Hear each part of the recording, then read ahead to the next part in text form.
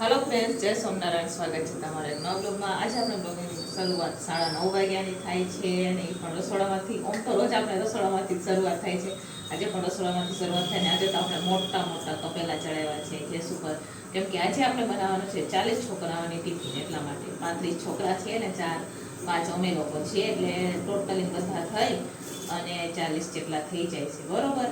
તો એમના હાટો આપણે રસોઈ બનાવી હોય તો મોટા તપેલા ચડાવવા પડે। આજે મેં મોટું તપેલું ચડાવ્યું છે, જોઈ શકો છો તમે। 35 છોકરા ને 4 થી 5 અમે, એટલે 40નું આપણે આજે જમવાનું બનાવવાનું છે।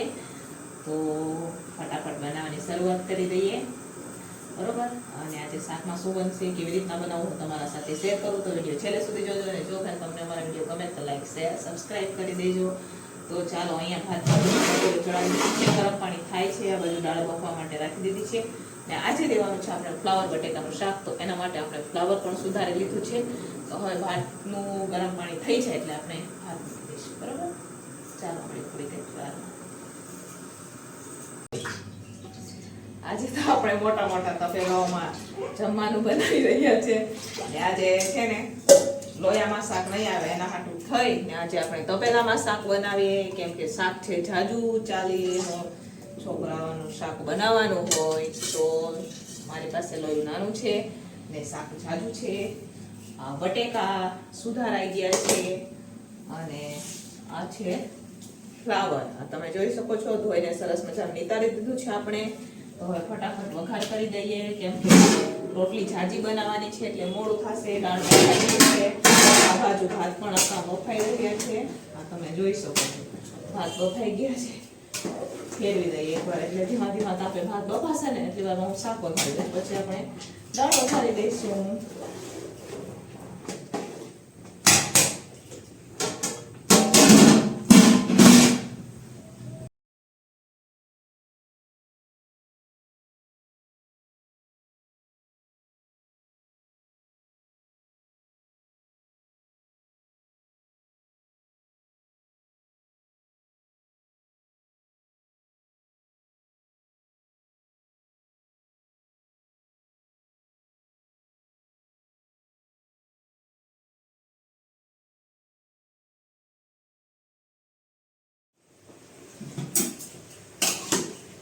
આજે તો શાકનું તપેલું ભરાઈ ગયું, જોઈ લો, આખું તપેલું ભરાઈ ગયું છે।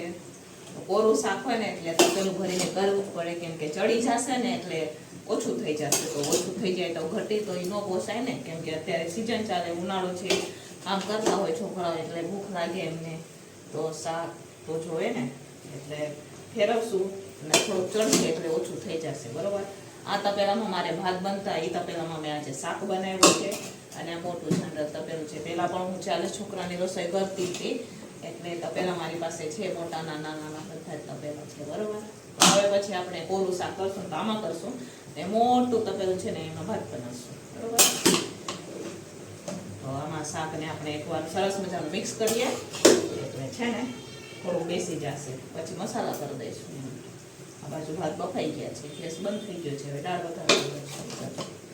થોડીક વાર આને ઢાંકીને ચડવા દઈએ, પાટલી પર ઊભું છું એટલે હું તમને થોડીક ઊંચી દેખાતી હશે, કેમ કે આ મોટા તપેલા હે ને ચમચો હલાવતા નથી આવતો એટલા માટે। ભાત બતાવો,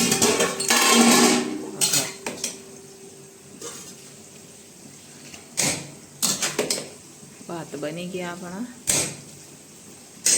અને તપેલો ભરીને શાક જોઈ લઈએ।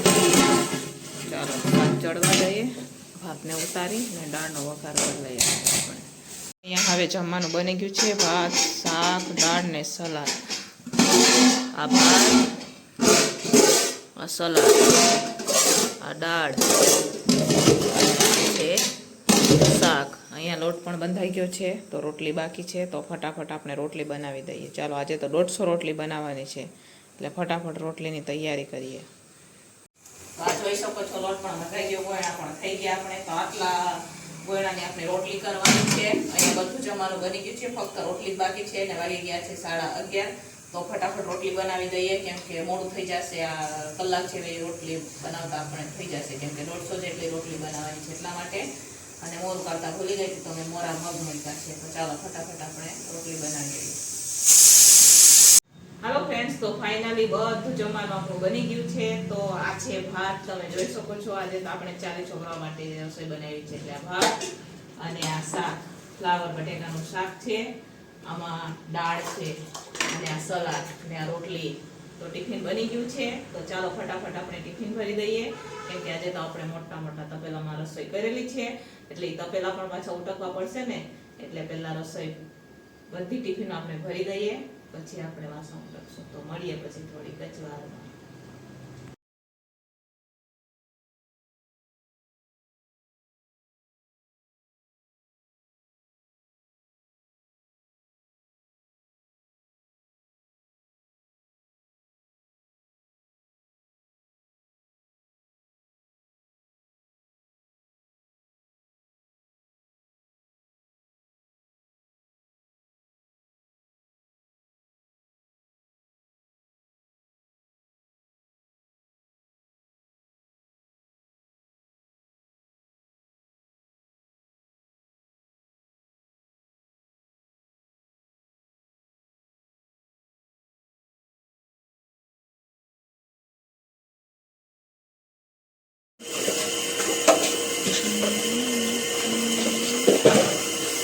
હાલો ફ્રેન્ડ્સ, તો